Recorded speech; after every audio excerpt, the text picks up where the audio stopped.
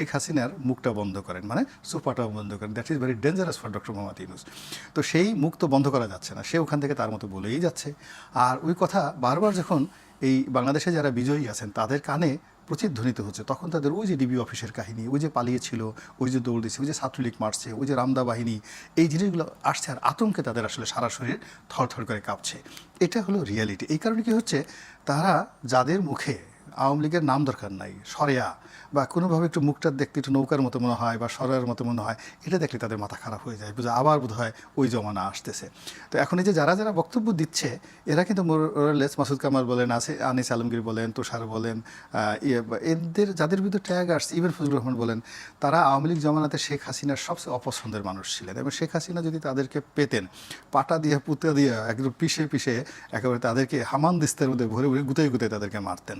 তো জমানা এখন যেটা আছে তার চেয়ে তখনকার জমানাটা তুলনামূলকভাবে আরও একটু ডেমোক্রেটিক ছিল।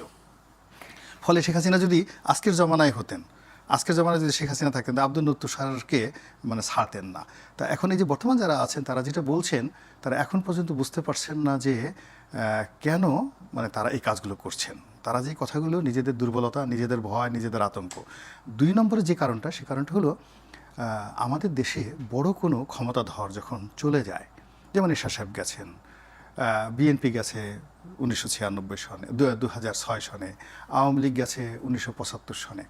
ফিরে আসার জন্য মানে সবাই তো ফিরে আসতে পারে না। আওয়ামী লীগকে 21 বছর অপেক্ষা করতে হয়েছে, বিএনপিও প্রায় 20 বছর হয়ে গেছে, এখনও পর্যন্ত কিন্তু দেখা যাচ্ছে না। কাজেই আগামী 20 বছরে আওয়ামী লীগ ফিরে আসবে, ফিরে আসবে, এটার কোনো রকম রাজনৈতিক সম্ভাবনা নেই, কোনো রকম পসিবিলিটিস নাই এবং কোনো রকম রাজনৈতিক ম্যাথমেটিক্সের মধ্যে পড়ে না। তো কাজেই আপনি যে জিনিসটা ফিরে আসবে না, যে জিনিসটা প্রয়োজন নেই, অপাঙ্ক্তেও, তাকে প্ল্যাটফর্ম বানিয়ে কথা বলে আপনি দুটো ভুল করছেন। প্রথম ভুল হলো আপনি নিজে ভয় পাচ্ছেন, নিজের মস্তিষ্কে এক ধরনের বিষক্রিয়া তৈরি হচ্ছে, আপনার কর্মক্ষমতা নষ্ট হচ্ছে। দ্বিতীয়ত হলো একটা আননেসেসারি ভয়ের একটা ভৌতিক পরিবেশ সৃষ্টি করে এখানে অনেক জায়গায় আপনি ভ্যাকুম করে দিচ্ছেন। এখানে মূল ব্যাপার হলো যে আওয়ামী লীগ নাই, ওর আলোচনারই করার দরকার নেই। এখানে মূল ব্যাপার হলো যারা আওয়ামী লীগের লোকজন অন্যায় করেছে, যাদেরকে ধরতে পারছেন, পারলে তাদেরকে ধরে বিচার করেন, আর যাদেরকে ধরতে পারেননি তাদেরকে আনেন। এটা হবে একদম আওয়ামী লীগ সম্পর্কে রাইট।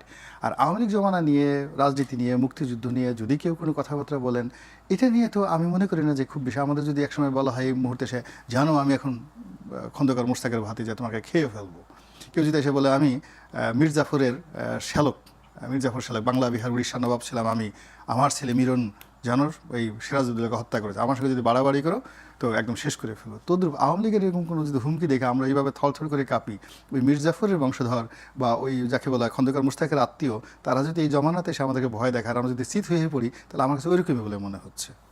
অনেক ধন্যবাদ। অনেকক্ষণ কথা আপনার শুনলাম, প্রশ্ন আপনাকে রেখে যাই কারণ আমি আরেক অতিথির কাছে যাব এখন।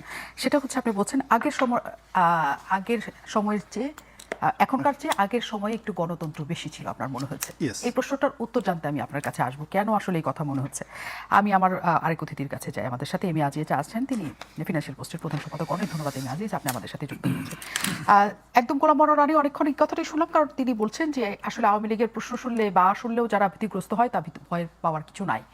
কিন্তু আমরা এখানে দেখতে পাচ্ছি যে বিএনপির তরফ থেকে আমরা উদাহরণটাই যদি জানি, যে কারণ দর্শানো নোটিশ দেওয়া এই সময়ে, কারণ হ্যাঁ তিনি অনেক বিতর্কিত শব্দ ব্যবহার করেছেন, কারণ জুলাই অভ্যুত্থান সবার কাছে এখনো অনেক সময়ই তাদের কাছে অনেক গুরুত্বপূর্ণ আন্দোলন, অনেকে আহত হয়েছেন, নিহত হয়েছেন, অনেক মার বুক খালি হয়েছে, অনেক ভয়ঙ্কর ছিল ঘটনাটা। সেটা নিয়ে কেউ বাজে মন্তব্য করলে যারা আছেন তাদেরও লাগবে, আমাদেরও লাগবে, সবারই লাগবে, কারণ বাজে মন্তব্য আমরা কারো সম্পর্কে চাই না। সেটা তিনি করেছেন, কিন্তু এই বাজে মন্তব্য আমরা রাজনৈতিক দলের অনেকের কাছেই অনেক রকম করে শুনতে পাই, অনেক কিছুই হয়। বিএনপি এই সময়ে এসে কেন তাকে এই ধরনের কারণ দর্শানো নোটিশ দিল? ধন্যবাদ আপনাকে। আমি রনি ভাইয়ের একটা কথা বলে আমি শুরু করি, যে আওয়ামী লীগ নাই, আওয়ামী লীগ 10 বছরও ফিরে আসবে না, সুতরাং তার পক্ষে কথা বলে লাভ কি? আমার প্রশ্ন হচ্ছে, আওয়ামী লীগ আছে, আপনি সচিবালয়ে যান আওয়ামী লীগ আছে, গ্রামে যান আওয়ামী লীগ আছে। 17 বছর মনে হতো বিএনপি নাই, 1/11-এর 2 বছর সহ। কিন্তু আমি তো দেখলাম যে বিএনপির কেউ তো দল, এত নির্যাতন, এত কিছু হয়েছে আয়নাঘর পর্যন্ত, কিন্তু বিএনপির সমর্থক তো কেউ দল বদলায় নেই, 2-1 জন নিষ্ক্রিয় হয়েছে। সুতরাং আমি মনে করি যে এখন যে সরকার চলছে বা যারা চালাচ্ছে, ধরেন এদের ভুল যদি হয় তাহলে শূন্যতা তো গ্যাপ পূরণ করতেই পারে। সেটা আওয়ামী লীগ অবশ্যই আওয়ামী লীগ ছাড়া বা অন্য কেউ।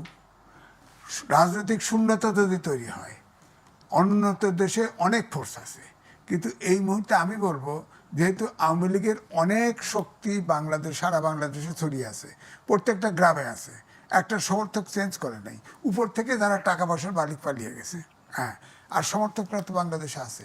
যেমন আমি বলি, আপনি যদি বলেন এখন আমি আওয়ামী লীগের দোষর, তাহলে তো হবে না, কারণ আমি আওয়ামী লীগের শেষ 5 বছরে আপনি দেখেন আওয়ামী লীগকে সমর্থন করে একটা কথা বলেন নাই, সমালোচনা করার একটি লোকও ছিল না, আমি করেছেন, হ্যাঁ। কারণ আমাকেও বলা হয়েছে এখন আবার নাকি এই সরকারের সমালোচনা করি। আমি সাংবাদিক, ক্ষমতাকে প্রশ্ন করাই আমার প্রধান কাজ। আমি অন্যায়কে অন্যায় বলবো, সত্যকে সত্য বলবো। আমার প্রশ্ন হচ্ছে যে আমি বলি আওয়ামী লীগকে এক্সিকিউটিভ অর্ডারে তার অ্যাক্টিভিটিস নিষিদ্ধ করছেন। আমি বলি কথা, সামনে নির্বাচন, যারা পালিয়ে গেছে গেছে, যারা অপরাধ করছে তাদের বিচার করেন, কিন্তু যে সমর্থকটা আছে তাকে ভোট কেন্দ্রে যেতে দিবেন না। সে যদি স্বতন্ত্র দাঁড়াতে চায় তাকে কোন আইনে থামাবেন? আপনি কোন আইনে থামাবেন? এই জন্য আমি বলছি যে আওয়ামী লীগ যদি নিষিদ্ধ হতে একরকম, কিন্তু কার্যক্রম নিষিদ্ধ করেছেন, তখন তো সামনের নির্বাচনে আওয়ামী লীগ আছে এটা প্রমাণ হবে। আবার দৃশ্যমান হয়তো দেখতে পাচ্ছেন। সেটা আপনি বলছেন আওয়ামী লীগের সমর্থক আছে, কিন্তু এই যে আমি যেটা বলছি যে দলের শীর্ষ নেতাদের যে আওয়ামী লীগ পন্থী হিসেবে ট্যাগ দেওয়া, সাংবাদিকদের যে আওয়ামী লীগকে পুনর্বাসন করার জন্য ট্যাগ দেওয়া, সরকারের সমালোচনা করা বা ছাত্রদের বিপক্ষে কিছু বলা মানে আওয়ামী লীগ কিনা, প্রথম প্রশ্ন। এবং আপনাকে যে প্রশ্নটা করেছিলাম শুরুতে সেটা আবারও করি, সেটা হচ্ছে এই সময়ে ফজলুর রহমান যখন সব এক ধরনের খুবই উত্তপ্ত অবস্থা তাকে ঘিরে চলছে এবং সবাই খুবই উত্তেজিত অবস্থায় আছেন, ঠিক সেই সময়টাতে বিএনপি চেয়ারপারসনের উপদেষ্টা, বড় একটা পদ, তিনি মুক্তিযোদ্ধা, তিনি পরিচিত নাম, তাকে এই সময়ে কারণ দর্শানোটা তার প্রাণনাশ, তার উপর মব, তার উপর সকল কিছু সৃষ্টির জন্য বিএনপিও একটা সুযোগ তৈরি করে দিল কিনা? না, দেখেন তিনি যে কথাগুলি বলেছেন, আমি তার সাথে ওই টকশোতে ছিলাম। তিনি যে কথা বলেছেন, একজন মুক্তিযোদ্ধা হিসেবে ইমোশনালেও কিছু কথা বলে ফেলেছেন, এটা সত্য, কিন্তু যা বলেছেন ঠিক বলেছেন। আমার বক্তব্যটা ওখানে, আমি ইতিমধ্যে 2টা ইউটিউবে কথা বলেছি এই ফজলুর রহমান সম্পর্কেই। আমি বলেছি মুক্তিযোদ্ধার দল বিএনপি, তিনি বিএনপির চেয়ারপারসনের উপদেষ্টা, মুক্তিযোদ্ধারা যাবে কোথায়? আওয়ামী লীগের চাইতে বিএনপির মুক্তিযোদ্ধা বেশি। মুক্তিযোদ্ধা তিনি তো বিএনপির তরফ থেকে উচ্চ নেতা থেকে তাকে টেলিফোনে বললেই তো হতো যে আপনি একটু স্লো যান বা ই করেন, শোকজ করার প্রয়োজনটা কী ছিল? এই মেসেজটা কি গেল? তার মানে কি বিএনপির মুক্তিযোদ্ধা বিএনপির কাছে আশ্রয় নাই? বিএনপির কাছে আশ্রয় থাকবে না? আমিও তো সর্বকনিষ্ঠ মুক্তিযোদ্ধা ছিলাম, তা আমরা যাবো কোথায়? আমরা কি জামাতে জয়েন করব? জামাতে জয়েন করবো? যারা বলে যে, আমি আগেও বলেছি, যারা বলে যে আপনার জামাতকে দাঁড়িপাল্লায় ভোট দিলে ব্যস্ত পাওয়া যাবে, আজকেও বলেছে জামাতের সেক্রেটারি জেনারেল, জামাতকে কোরআনের আইন বদলানোর অধিকার দেওয়া হয়েছে, আল্লাহ দিছে। বলেন কত শিরক কথাবার্তা! এই জন্য আমি বলি জামাতের সবগুলো লোক দোজখে যাবে, কারণ আল্লাহকে তারা চ্যালেঞ্জ করেছে মুসলমান হিসেবে। আপনি বলেন কেন মনে হচ্ছে জামাতের, কারণ দুজক বেহেশত আল্লাহ স্রষ্টা নির্ধারণ করবে, আপনার কেন মনে হচ্ছে জামাত দোজকে যাবে? জামাত এই জন্য বলি, আল্লাহ ব্যস্ত দোজক সৃষ্টি করেছে, আল্লাহ ব্যস্ত দোজক রক্ষণাবেক্ষণ করেন, আল্লাহ বান্দার বিচার করবেন, বিচার করে অপরাধীকে দোজকে পাঠাবেন, আর যিনি অপরাধ করেন নাই, যিনি সহি কাজ করেছেন তাকে বেহেশতে পাঠাবেন। জামাতকে কি আল্লাহর দায়িত্ব দিছে? আল্লাহর ক্ষমতাকে চ্যালেঞ্জ করেছে। যখন এই কথা যে বলছে তার জন্য অ্যাডভান্স দোজক স্যাংশন হয়ে গেল। আল্লাহ এক, অদ্বিতীয়। আপনি মুসলমান হলে এটা বিশ্বাস করতে হবে। না, নিশ্চয়ই, কিন্তু যেহেতু পরকালের খবর, দোজকে কে যাবে, বেহেশতে কে যাবে, এটা অনেক পাপুন্যর উপর, অনেক কিছুর উপর, স্রষ্টা ক্ষমা করেন সেটার উপর, অনেক কিছুর উপর, কাজে একটা না আমরা আসলে বলে দিতে পারি কিনা যে জামাতের সবাই দোজকে যাবে। জামাতের দৃশ্যমান কথা, হ্যাঁ, অর্থাৎ আল্লাহ ব্যস্ত দোজক আল্লাহ দিবে, এই তো কথা। ব্যস্ত দোজক আল্লাহ সৃষ্টি করছে, উনি রক্ষণাবেক্ষণ করেন, উনি বিচার করবেন, উনিই ব্যস্ত দোজক বরাদ্দ করবেন। তাহলে প্রশ্ন হচ্ছে দাঁড়িপাল্লায় ভোট দিলে আমার ব্যস্ত হবে, এটা কোন মুনাফিকি বলেন আপনি? দাঁড়িপাল্লা ভোট দিলেই তো আমার ব্যস্ত হয়ে যাচ্ছে, তাহলে আল্লাহর বিচার লাগতেছে না এখানে? আল্লাহ তাহলে কোথায় বলেন? আবার কোরআনে যে আইন আছে সেটা জামাতের বদলানোর একমাত্র অধিকার তাদের আছে। বলেন কত বড় শিরক! এই কথা বললে যদি মুসলমান হয়, মুসলমানের কোরআন এমন একটা গ্রন্থ যার একটা কমা বদলাতে পারে নাই। বহু বিধর্মীরা চেষ্টা করেছে এই গ্রন্থ সম্পর্কে প্রশ্ন উত্থাপন করা, একটা লাইন পরিবর্তন করতে পারে নাই, একটা কমা পরিবর্তন করতে পারে নাই। আপনি সেই জামাতকে অথরিটি দিয়ে দিল আল্লাহ যে কোরআনের আইন বদলা ফেলাবেন, আপনি আল্লাহর বিচার আপনি করে ফেলাবেন? এটা তো হয় না। তা আমি এটা বলবো না, আমি বলবো না যে প্রাদেশিক সরকারের 4 জন মন্ত্রী ছিল জামাত, এবং প্রাদেশিক জামাতের সিদ্ধান্ত নিয়ে 71 সালে বলেছে পাকিস্তান সোলজারকে সাহায্য করবে। এবং আমি এই জন্যই বলেছি, এখনো বলবো, ভবিষ্যতেও বলবো, 24-এর গণহত্যার যদি বিচার হয়, 71-এর গণহত্যার কেন বিচার হবে না? আব্দুল্লাহ গতকাল বলেছেন বিএনপি আওয়ামী লীগ বিষয়ক সম্পাদক রয়েছেন অনেকেই, যারা আওয়ামী লীগ থেকেও বেশি আওয়ামী লীগ। বিএনপির আওয়ামী লীগ বিষয়ক সম্পাদক যারা রয়েছেন তাদের মধ্যে অন্যতম হচ্ছেন রুমিন ফারহানা। তারপর তিনি অনেক কিছু বলেছেন, সেটা আমি এখন আর না বলি।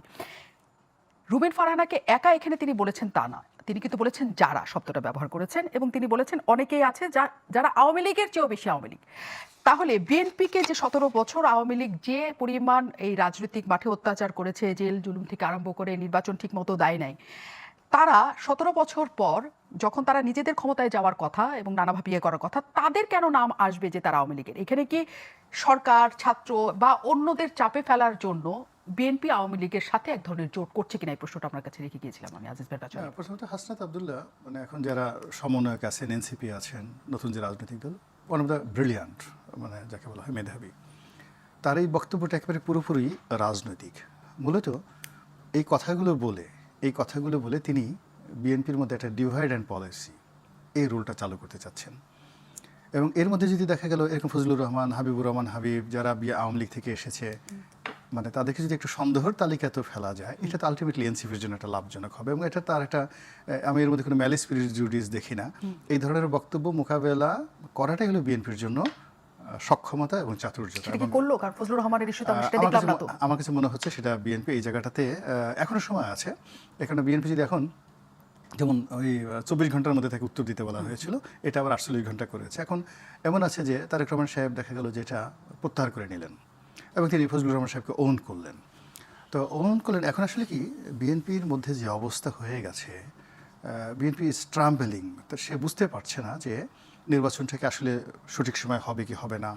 তো এই সময়টাতে বিএনপি তো কখনোই বিকল্প পথে ক্ষমতা আসার কোনো তার ওয়ে নেই। তারপরে বিএনপির মধ্যে একটা বড় দল, যেটা জামাত পারছে বা এনসিপি পারছে, সামহাও ডক্টর মোহাম্মদ ইউনূসের সঙ্গে একটা সমঝোতা করে বা তাদের সাথে একটা সুসম্পর্ক রেখে তারা ক্ষমতার একটা অংশীদার, কেউ কিংস পার্টি বা কেউ ক্ষমতার একটা শ্যাডো, মানে বলে গভর্নমেন্ট।